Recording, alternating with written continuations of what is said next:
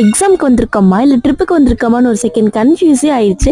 ஹே families, ஏன் தம்பி ஒரு எக்ஸாம் எழுதணும் அப்படின்னு சொல்லிட்டு கோவை கலைமகள் காலேஜ் போகிறேன்னு சொல்லிட்டு இருந்தான். வீட்டில் சும்மா தானே இருக்கும்னு சொல்லிட்டு நானே எங்கள் அம்மா, எங்கள் அப்பா, பாப்பா 4 பேர் கிளம்பியாச்சு. எங்கள் வீட்டுக்காருக்கு வேலை இருந்தனால அவர் வேலைக்கு போகிறேன்னு சொல்லிட்டாரு. சரி நீங்கள் போங்கன்னு சொல்லிட்டு நாங்கள் 4 பேர் கிளம்பியாச்சு.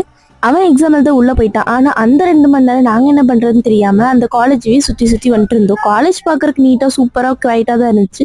பட் ரொம்ப போர் அடிச்சனால அங்க இருந்து ஈசா யோகா பக்கத்துல தான் சொன்னாங்க. சரி அங்கேயும் ஒரு ரவுண்ட் போய் பார்த்துட்டு வந்துடலாம்னு சொல்லி போய் பார்த்தோம்.